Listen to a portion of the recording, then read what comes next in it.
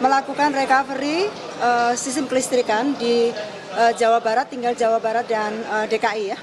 Dan ini Pak Jokowi mengatakan harus sesegera mungkin, cara apapun harus PLN lakukan untuk bisa segera melayani masyarakat. Nah, kemudian secara tegas pula Pak Presiden meminta kepada direksi dan manajemen untuk segera mengambil langkah-langkah perbaikan dan yang konkret agar peristiwa kejadian hari Minggu ini tidak terulang kembali. Itu tadi cukup clear sekali message dari Pak Jokowi bagaimana PLN merencanakan program untuk perbaikan ke depan agar resiko seperti ini bisa diprediksi, bisa diperhitungkan dan tidak terulang kembali. Demikian. Kompensasi kepada masyarakatnya seperti apa, Bu? Oke, mengenai kompensasi kepada masyarakat sudah ada aturannya, Permen ESDM dan PLN komit untuk melaksanakan hal tersebut. Sudah ada aturannya jelas dari undang-undang yang turun kepada permen. Permennya saya lupa tahun 2017, khususnya pasal 6. Ya, khususnya pasal 6 yang mengatakan bahwa sudah ada formulasinya, tinggal kita ikutin saja. Itu, tinggal kita ikutin. Ya, kalau gratis ada hitung-hitungannya kan sekian jam, kira-kira sekian kWh, kira-kira berkisar antara sekian hari digratiskan. Misalnya 2 atau 3 hari gitu misalnya. 2 atau 3 hari tergantung dari tadi kelompok-kelompoknya ya, kan ada kelompoknya. Terus kemudian di lokasi ini berapa jam. Tidak dialiri listrik dari PLN, begitu kira-kira. Kalau kerugian material seperti itu, Bu, normalisasi kapan? Normalisasi ya, oke. Kemarin konferensi pers yang pertama saya sampaikan kami berjanji untuk bisa cepat ya, tidak sampai pukul 00 gitu ya, berkurang. Namun ternyata memang tidak mudah kami di dalam sistem kelistrikan ini ada jaringan, ada pembangkit. Ya, ada jaringan, ada pembangkit. Jadi jaringan sudah cukup siap, pembangkitnya satu persatu masuk. Kecepatan pembangkit masuk dan kemudian mendistribusikan dari 500 kV turun 150, turun kemudian 20 kV sampai ke pelanggan, itu ternyata memerlukan waktu dan di dalam pendistribusiannya.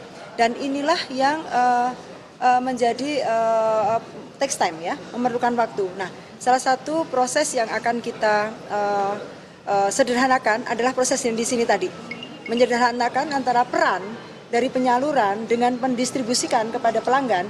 Ini kita akan combine jadi satu, kita akan pangkas beberapa proses bisnis yang ada di internal PLN ini yang kemudian fungsinya cuma satu, tujuannya cuma satu, kecepatan layanan. Jadi pemadaman bergilir masih ada, Bu? Kira-kira banyak informasi mau ada pemadaman bergilir lagi itu beredar di Oke.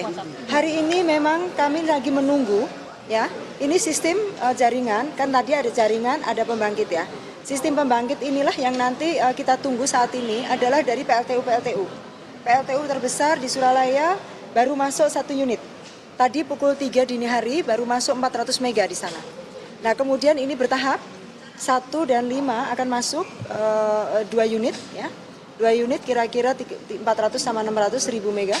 Dan kemudian bertahap, tapi mudah-mudahan bisa selesai.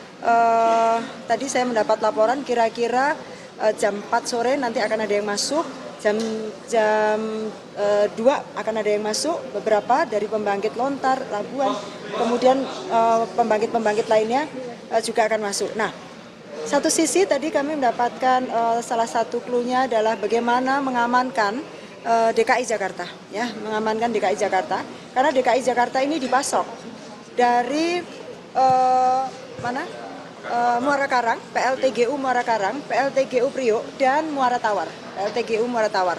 3 ini kapasitasnya cukup besar. Namun memang PLTGU ini sebenarnya fungsinya sebenarnya adalah picker, karena menggunakan bahan bakar gas. Kita PLN memang berpikir efisiensi ya dalam hal biaya pokok penyediaan listrik. Karena kan gas lumayan mahal ya dibandingkan dengan PLTU batubara. Namun kecepatannya inilah yang kemudian kita akan lakukan perubahan-perubahan di kesisteman. Bagaimana supaya backup di sistem Jakarta ini, backup security ini menjadi nomor satu atau prioritas dibandingkan dengan pertimbangan-pertimbangan efisiensi. Namun sekali lagi kalau semuanya kondisi normal, kami tetap mengedepankan juga efisiensi. Jadi apakah sampai hari ini Sampai dengan siang, sore, mohon maaf, MLS atau bergilir masih terjadi. Ya. Saya belum mendapatkan masukan ini kira-kira per kapan ya, per berapa jam, tapi bergilir. Tapi mudah-mudahan dengan akan segera masuknya pembangkit besar, mudah-mudahan nanti yang jumlah yang bergilirnya ini semakin sedikit. area mana Bu untuk yang bergilir, Banten? Kami nanti informasikan ya, saya tidak bawa data. Jadi data-data mengenai kapan bergilirnya itu, dan itu mudah-mudahan ada daftar yang nanti akan diberikan oleh rekan-rekan dari distribusi. Normalnya dipastikan kapan, Bu? Mudah-mudahan nanti malam, mudah-mudahan ya, saya mengharapkan target itu sore nanti jam 4 itu akan ada 2 unit PLTU akan masuk. Ya, jadi kira-kira 1000 mega. 1000 mega, kemudian PLTU lainnya yang kapasitas 300 itu akan masuk juga, tetapi agak menjelang malam ya.